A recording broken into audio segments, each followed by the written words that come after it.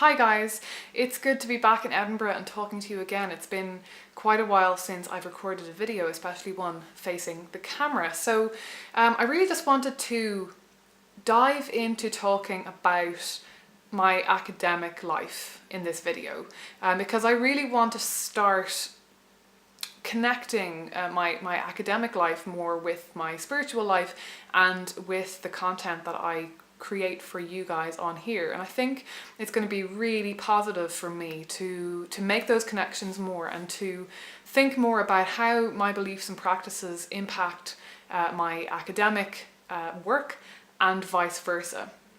You know, how my thoughts about those two sides of things, like those two ways that I think about religion, how they interact with one another, because I think I spent too long kind of pretending to myself that they don't really interact that much, and that is obviously false. That doesn't really make any sense. And just today, actually, I've been having a couple of new thoughts on this. So this video is kind of off the cuff, so it might be a bit rambly as usual. It may or may not be completely coherent yet, but you know, we'll run with it.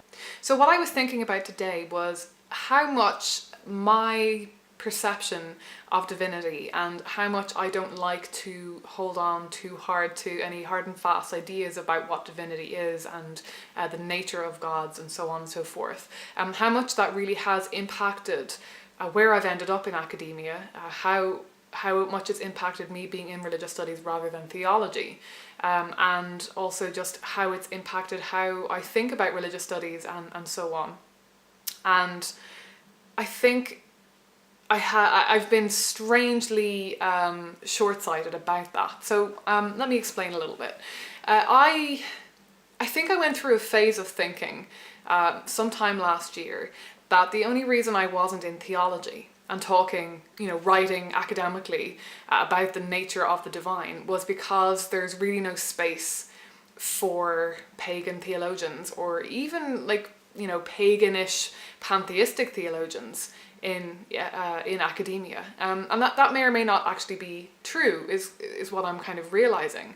The fact of the matter is I haven't really gone out looking for that space, and I know that there are theologians in my school writing about pantheism. Now, from a pretty Christocentric perspective, to be sure, but I think I kind of had this assumption that if I felt like my particular theology was welcomed more with open arms into theological schools in the UK, that is what I would be doing. And it just really struck me today that is a kind of strange assumption on my part, and it wasn't something I thought really too hard about, but it was kind of a way for me to, it was just one of the many sticks with which I was sort of internally beating religious studies or the study of religion. I got it into my head that I had gotten stuck in religious studies, in this discipline, which is very sociological, and that, you know, really at my core I should be writing about the goddess, I should be writing about, you know, the nature of the divine and so on, and I was feeling very constricted by this very sociological approach.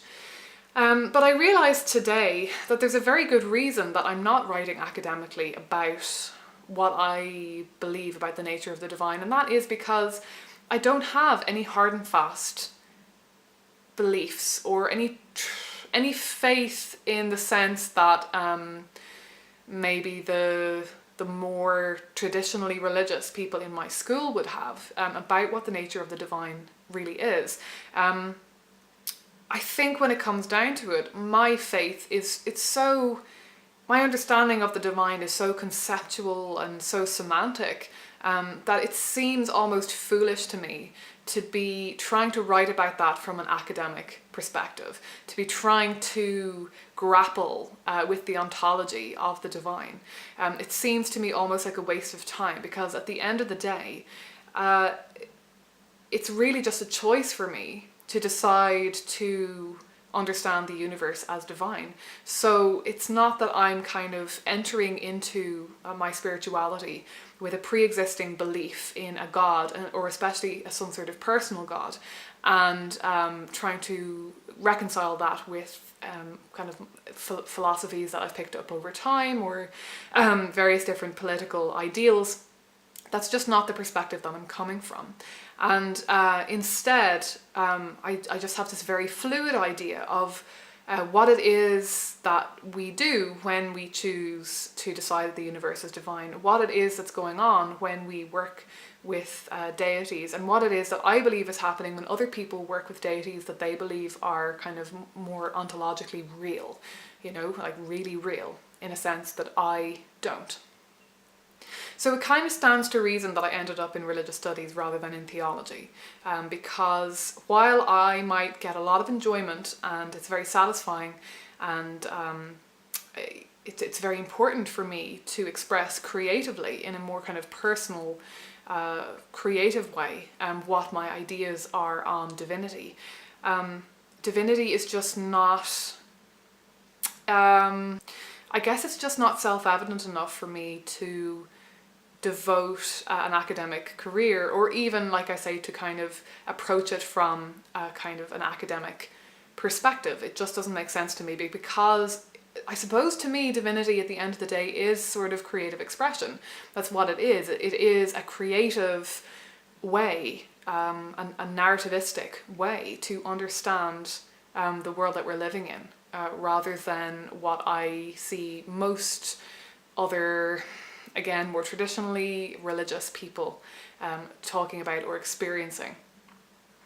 So I ended up in religious studies, or the study of religion, which is essentially the study of humans who label themselves or consider themselves, or who we decide to consider them as being religious. And our department, you know, it's very sociological, anthropological. And my training has been very sociological, because I'm not so much into kind of doing field work and ethnography and that kind of thing. My perspective has been a lot more sociological, looking at the sort of social patterns and processes in various different kind of pagan groups, and particularly I have been looking at online groups and communities and analysing that. And that quickly became uncomfortable for me, and it took me a while to figure out why. And I really got to that point where, like I say, I was using all sorts of sticks with which to beat religious studies, and thinking that the reason I felt uncomfortable with the kind of research I was doing was because, you know, at my heart I should be a theologian. I should be able to talk about the divine and write about the divine, and the fact that I was kind of writing it out of my academic work entirely was what was making me so unhappy, and was what was making my work feel very disingenuous.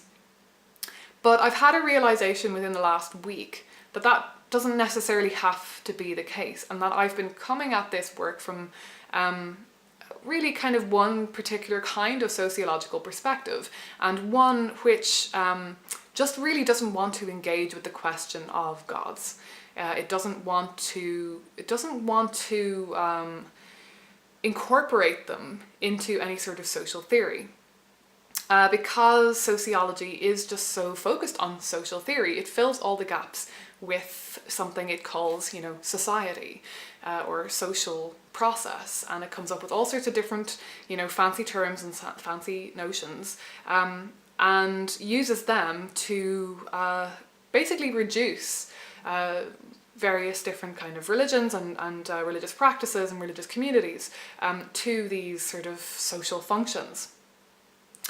And I think when I first started doing this work, I found it very interesting to do that, because I find it interesting to think about the social processes that are, you know, happening. I find it interesting to think about the ways that we don't always acknowledge how our social context and our social environment is impacting our practice, our beliefs, and so on. I do find that very interesting. I do think it's important to delve into that stuff and to pay attention to those kind of hidden ideologies and hidden influences that do lie behind, for example, you know, pagan, or, you know, for want of a better term, new agey kind of spiritualities. Although increasingly that term is kind of going out of use, because I don't think anyone really considers themselves to be new age anymore, and haven't for quite some time. So, you know, new or alternative spiritualities and paganism and so on. So yeah, we do have a tendency maybe to talk about our own personal autonomy and how our practice is very much self-made and that we don't follow any authority other than themselves. And it's quite easy to pick at that and to say, well, we're all socially constructed and we are all influenced by our social environment, and to kind of point at that and just say, well, that's just rhetoric. That it's easy to basically pull apart beliefs in some sort of core autonomous self, which can, direct the self, and pull it apart and just call it society. But what's missing in that mix is any sort of acknowledgement that for all of us in these spiritual communities, there are other agencies, there are other actors in play, that we understand that it's not just simply a part of ourselves that we understand to be driving this. There's always those spiritual forces, whether or not we believe that they are kind of physically, ontologically real, that they are material in any sense, that they're kind of personal deities. There is always that sort of, we are always referring to the divine when we are talking about our spiritual practice, most of the time. Bar maybe, I definitely know some pagans who don't really have any conception of the divine or any gods in their practice. It is very kind of, they would consider it to be secular, and that's fine. That's a conversation for a whole other video. But I'm really specifically thinking about the Morrigan in this instance, but this works as well with more kind of vague understandings of divinity and the universe as being a divine power and so on. And it's interesting to me that even for someone like myself, who has a very vague, a very kind of airy-fairy understanding of what I really mean when I talk about divinity or when I talk about the Morrigan, that for me, maybe it is largely metaphorical, that it's largely a semantic choice to say, to put divine in place of the universe. So it's interesting that someone even like me who has that kind of perspective on things, I really do feel like when I talk about my spiritual practice and when I engage with my spiritual practice, when I make choices in that sphere of my life, I'm not thinking to myself that it's just driven solely by me and my social context. I do ascribe agency to divinity. I do slip into that way of thinking of the Morrigan wants me to do this, or I'm feeling as though I'm feeling connected to the divine universe. I'm feeling as though the divine universe is drawing me in this direction. And even if it's just drawing me towards a certain mode of worship or reverence, there is still that sense of being pulled or influenced in a certain way by some sort of force that I call divine. And like I say, my understanding of that might be a lot less literal than some other people's, but it's still there. And it just strikes me that it's almost completely pointless, from my perspective, to talk about the processes, the interrelationships, the influences that are going on in a spiritual practice or a spiritual community without taking that into account. And that has really what's been missing for me in my writing, in my academic work, is that, the divine has gotten written out of it completely. And I think I bought into this idea that it had to be one or the other completely, that I had to either be writing from a perspective of an assumption that the divine is real, that there is a personal God from a very theological perspective, or that I had to be writing from a perspective that wrote that out completely and replaced that with the social. Which, the more I think about it, the more, does it really make a difference? Okay, so it makes a difference from the perspective of actually representing what's going on in the spiritual practice or in the ideology. If we strip out all of the God talk, we're not representing that community, we're not representing those beliefs or that practice or whatever it is, and we're missing a huge amount of what's actually going on and what the nuances actually are. So we're losing a lot that way. But if we decide to actually incorporate the Morrigan or divinity, goddess, whatever it is, if we decide to incorporate that into our analysis and actually make reference to them as beings, almost, as actors in part of this network, in part of this community, and in part of what is making this thing come into being. I don't think we need to be insinuating that they are real in any one particular sense, because it can be as simple as insinuating that they are real for the practitioners themselves, that the practitioners feel as though they are being directed by this divine force, and therefore in whatever way you want to go away and believe that it's happening, that is what is happening for them. You know, that is what is going on. Whether the Morrigan is a social construct, a metaphor, an actual divine being, whatever it is that the reader wants to go away and actually believe was actually going on behind the scenes, you know, in a material sense. The Morrigan is absolutely in play. You can't strip the Morrigan out of the equation and expect to be able to understand or glean anything useful, really, from that scenario, from that situation. And certainly it's not anything that I want to do. It's not what I'm up to, and it doesn't align with my beliefs and with my kind of practice and with what I do here as Anya Orga and everything. So from now on, I'm basically making a commitment to writing the Morrigan and writing the goddess or the dark goddess into my work, and not taking the cop out of just not writing about them in case it might seem that I'm slipping into theology, in case it might seem that I'm assuming that they are real beings or whatever.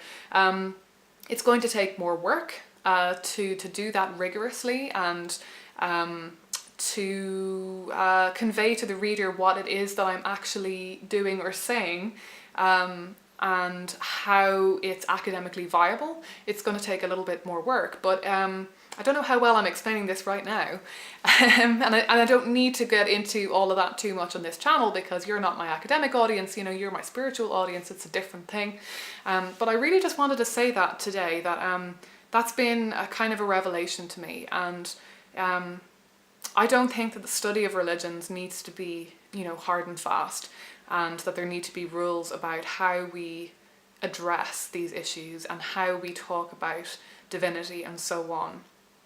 I just don't buy into that anymore. I think it's counterproductive, and it's certainly counterproductive to my work. And whether that means that certain people will consider what I do to be theology, well, you know what, I really don't care. That's not important to me, like the label or what communities I fit into or don't fit into in terms of academia, or just in general. It really doesn't matter to me, as long as my work is influencing people, is bringing new ideas together and sparking new ideas in other people, then that is all that I really care about. And as long as it's helping me evolve and helping my ideas develop in my own mind, then that is really all I care about. And I think that this is going to be a really key way that I can start to kind of bridge the divide between basically my academic persona and my spiritual persona, and really start to make that feel more comfortable. That I don't have to feel as though I'm hiding one part of myself away when I'm doing either of those things, because I think that's why I never really talked about my academic work here on the channel, because it started to feel really relevant. It started to feel actually sort of inauthentic, and that if I started to describe what I was doing, that people kind of wouldn't even particularly like it, that it would just seem disrespectful. And so essentially I was disrespecting myself. And it's really good to start to see ways in which I can avoid that in future, and that that's not a necessity, and that I don't have to become a theologian in order to do that, that I don't have to flip over the other way completely, because that's not who I am, and that's not my belief either. It's just, I'm somewhere in the middle, and I want to keep it that way in all areas of my life. I don't want to end up being disingenuous in any area of my life. So yeah, I hope that made sense. And I know I've been bad with replying to comments again recently. I need to get into a better routine. I need to find a time in my week where I actually sit down and do that. But finding a time in my week where I actually do YouTube videos, this is the first step, I think. But I'm saying this because I really want you guys to engage with this. I really want you guys to give me feedback if you have any, or ask questions if it's not clear what I'm saying. Because I feel like this is kind of hopefully going to be the first of many. This is kind of going to be the first, I hope, in a turning of or this is going to be a turning point, hopefully, in the content of my channel, and in really feeling like there's an easy route between my academic work and what I talk about on here, and my discussion of my own kind of personal spiritual endeavors and so on. So yeah, I'll leave it there, and I'm looking forward to engaging with you guys again. I'm looking forward to going back over the comments that I haven't had a chance to read or to reply to, and actually watching some YouTube videos again and stuff. I haven't been doing so much of that recently, and you know, I miss that too. So I'm really hoping that this year, once I really settle in, that it's going to be a little easier for me to engage with the community, and to really bring what I'm up to right now. I think I need to be a bit more honest about where I'm at, and what it is, how I've changed, you know. The masters did change me, and there's no point in denying that or running away from that, and that doesn't have to be a bad thing. It's just now I have to make sure that I'm still doing the things I love, and that I'm still living the way I want to live, and that I'm still holding the same ideals and philosophies, or not the same ideals and philosophies, but that I'm comfortable with in my skin and where I've ended up, basically.